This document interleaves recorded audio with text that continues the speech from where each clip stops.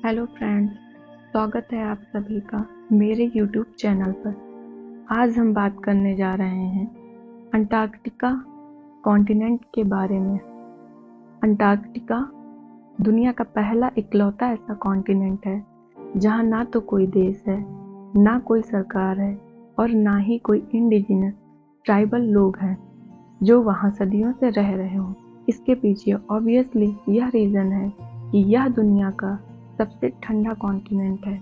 यहाँ का तापमान -89 डिग्री सेंटीग्रेड तक जा सकता है।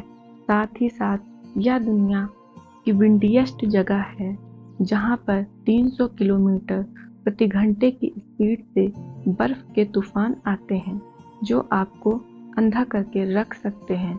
और अंटार्कटिका दुनिया का सबसे सूखा कॉन्टिनेंट भी है तथा इसे एज अ डेजर्ट क्लासिफाई किया जाता है। साल भर में यहाँ सिर्फ 51 mm के अराउंड ही बारिश होती है और जब बारिश होती है तो वो गिरते ही बर्फ बन जाती है। तो देखा जाए अंटार्कटिका दुनिया की इकलौती ऐसी जगह है जहाँ इंसानों का इन्फ्लुएंस ऑलमोस्ट ना के बराबर है। लेकिन इसका मतलब यह नहीं कि दुनिया के अलग अलग देशों ने अंटार्कटिका पर अपना कब्जा करने की कोशिश ना की हो।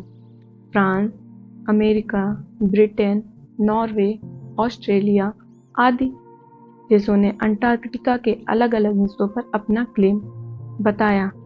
तो क्या सच में अंटार्कटिका इन अलग अलग देशों में बटा हुआ है? आइए आज के इस वीडियो में जानते हैं अंटार्कटिका का जियोपॉलिटिक्स और उसका इतिहास। अपनी कहानी की शुरुआत करते हैं अराउंड 350 BC के आसपास की। 350 BC के आसपास एक ग्रीक फिलोसोफर थे जिनका नाम था अरिस्टोटल। ये पहले लोगों में थे जिन्होंने कहा कि दुनिया गोल है।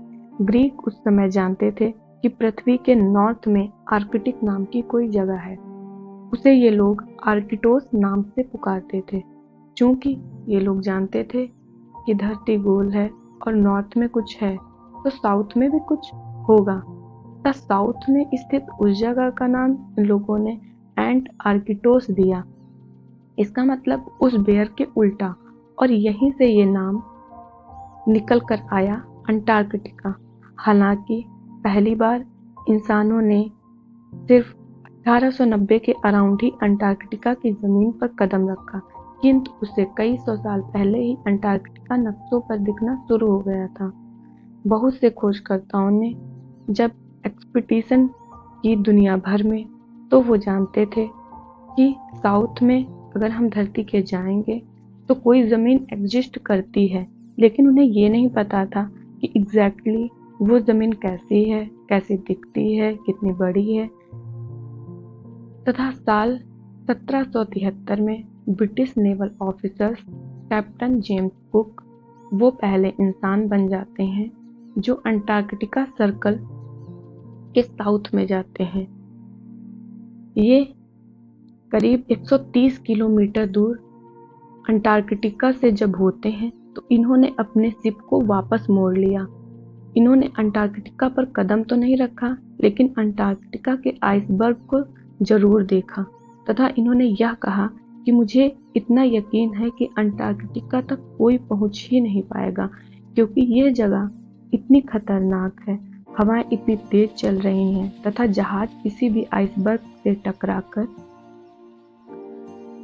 टूट सकते हैं। लेकिन ये शब्द इनके लगभग 50 साल बाद गलत साबित हो जाते हैं, जब पहली बार अंटार्कटिका की धरती पर किसी ने कदम रखा। अतः इस बात में तो बहुत विवाद है कि अंटार्कटिका पर पहली बार कदम किसने रखा, पर जो पहली अनडिस्प्यूटेड लैंडिंग हुई थी वो 1895 में, जब एक नॉर्वेजियन जहाज जिसका नाम ही अंटार्कटिका था इसके किनारे पर पहुंचा। इस जहाज पर मौजूद लोगों ने एक छोटी सी बोट उतारी जिसमें करीब 6-7 लोग बैठकर अंटार्कटिका की जमीन तक गए।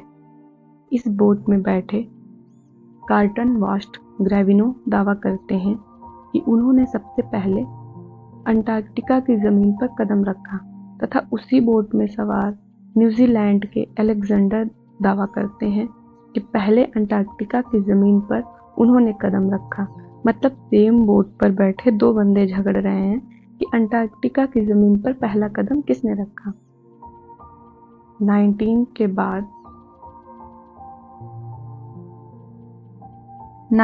के बाद बहुत से देशों ने अंटार्कटिका पर अपना कब्जा जमाने की कोशिश की। 1908 से 1945 में 7 अलग-अलग देशों ने अपनी संप्रभुता अंटार्कटिका पर घोषित कर दी। वर्ल्ड वॉर II खत्म होने के बाद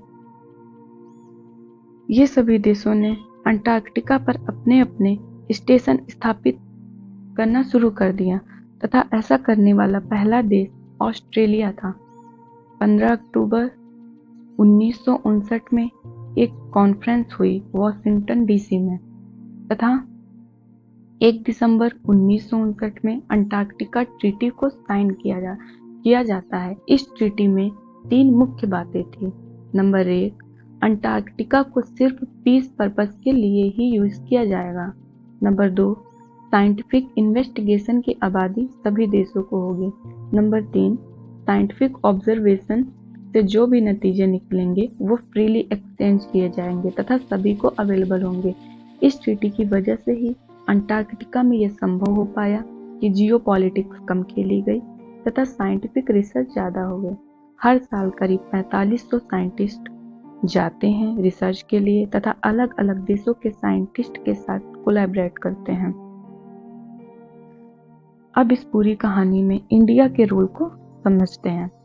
भारत शुरुआत में इस ट्रीटी के विरोध में था क्योंकि भारत का मानना था कि हो सकता है इस ट्रीटी में शामिल 11-12 देश आपस में मिलकर अंटार्कटिका को हड़प लें तथा यही रीजन था कि इंडिया ने यूएन से अपील की कि वो अंटार्कटिका को अपने कंट्रोल में ले ले, किंतु ऐसा किया नहीं जा सका। करीब 30 सालों बाद दिसंबर 1981 में इंडिया ने अपनी अंटार्कटिका एक्सपीडिशन लॉन्च की तथा यह भारत ने बहुत सीक्रेटली किया ताकि बाकी देशों को इसके बारे में पता ना चल सके। टेक्निकली इंडिया का ये करना इलीगल था क्योंकि तब इंडिया अंटार्कटिका ट्रीटी का हिस्सा नहीं था। बाद में इंडिया ने इस ट्रीटी को साइन करके दुनिया भर को चौंका दिया। आज के टाइम पर इंडिया के 2 एक्टिव स्टेशन अंटार्कटिका पर हैं जहां पे रिसर्च वगैरह की जाती है। 1991 में एक कॉन्फ्रेंस स्पेन के मैड्रिड में हुई जिसके द्वारा अंटार्कटिका में ड्रिलिंग तथा माइनिंग को प्रतिबंधित कर दिया गया। कई खोजों में यह पता चला है कि अंटार्कटिका में कई बिलियन बैरल ऑयल है तथा आने वाले समय में क्लाइमेट चेंज की वजह से अंटार्कटिका की बर्फ पिघलेगी। तब इस ट्रीटी के द्वारा अंटार्कटिका का बचाव करना एक बड़ी चुनौती होगी। यहाँ पर आपकी राय क्या है दोस्तों? अंटार्कटिका का क्या फ्यूचर होना चाहिए? क्या इसी तरीके से चीज़ें चलती रहें कि सारे देश साथ में काम करते रहें, कोई माइनिंग कोई ड्रिलिंग ना अलाउड हो और केवल साइंटिफिक रीज़न के लिए लोग वहाँ जा सके, या फिर हमें अंटार्कटिका को और एक्सप्लोर करना चाहिए? कमेंट्स में लिखकर बताइए। उम्मीद करती हूँ कि इस वीडियो से आपको कुछ नई जानकारी मिली होगी। अगर ये वीडियो अच्छी लगी हो तो चैनल को लाइक, शेयर एंड सब्सक्राइब कीजिए। Thank you so much.